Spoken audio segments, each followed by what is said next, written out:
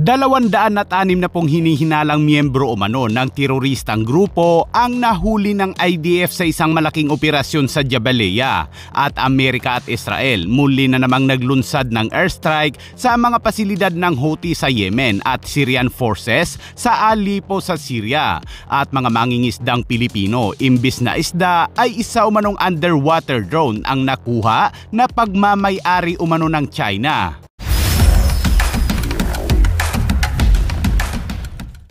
Imbis na isda ay isang bagay na ito ang nahuli ng mga mangingisda sa dagat at nang ma-turnover ay kinumpirma ng Armed Forces of the Philippines na isa pala itong remotely operated submersible drone o underwater drone na natagpuan ng mga mangingisda sa Masbate at dinala sa lokal na pulisya. Ang drone ay may markang HY-119 na isa umanong underwater navigation and communication system ng China. Sinabi ni Colonel Cerces Trinidad, hepe ng AFP Public Affairs Office na ang pagkakuha ng nasabing drone ay nagbibigay diin sa kahalagahan at pakikipagtulungan ng mga lokal na mangingisda at mga stakeholder ng maritime.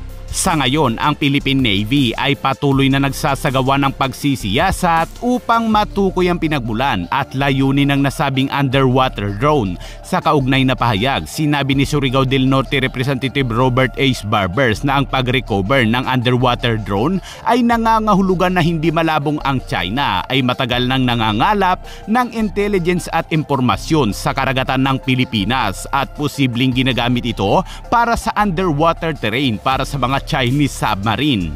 Natagpuan ng 3 mangingisda ang drone noong Lunes sa paligid ng 9 kilometro sa baybayin ng San Pascual sa lalawigan ng Masbate. Ang dilaw na drone ay may markang HY-119 ay natagpuang lumulutang sa dagat bago ibigay sa mga otoridad, sinabi ni Regional Police Director Andre Dizon sa Armed Forces of the Philippines. Ito ay halos 2 metro o 6 na talampakan ang haba at hugis torpedo na mayroong palikpik. Mayroon din itong antena at isang mata o kamera. Batay sa pananaliksik, ito ay ginagamit para sa pagsubaybay at pag-reconnaissance.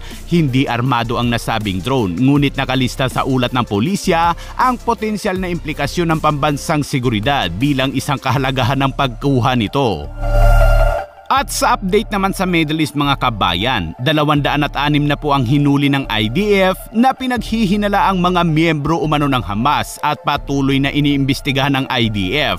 Base sa report, kabilang sa mga hinuli ng IDF ay ang 15 miyembro umano ng teroristang grupo na sangkot sa brutal na pag-atake noong October 7. Pero bago umano nahuli ang mga ito sa Kamal Adwan Hospital na isa umanong terror base ng grupo ay nagkaroon muna umano ng bakbakan kung saan 19 na terorista ang tinodas ng IDF. Sinabi rin ng IDF na malapit na rin umanong matapos ang pagtugis ng IDF sa mga natitirang Hamas, ngunit hanggang ngayon ay bigo pa rin na matagpuan ng IDF ang mga sibilyan na dinukot ng mga teroristang grupo. Patuloy ring binobomba ng IDF ang ilang mga natitirang gusali sa Jabalia at natagpuan din ng mga IDF ang ilang medium-range ballistic missile sa ilang kabahayan sa Rafah. Isang CH-53 naman ng Israel ang naaksidente o tumaob habang naglalanding dahil umano sa lakas ng hangin pero wala namang nasaktan sa nasabing insidente, sinabi ng IDF.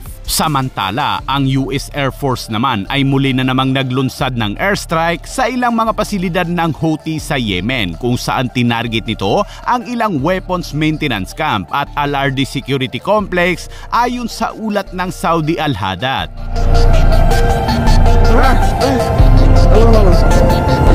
At matapos yan ay sinundan naman yan ng airstrike ng Israel sa Aleppo sa Syria kung saan tinarget muli ng Israel ang natitirang mga mahahalagang pasilidad ng Syrian forces sa Aleppo. Pasensya na mga kabayan at ngayon lang uli nakapag-update at bago matapos ang video ay binabati ko pa kayo ng Happy New Year mga kabayan.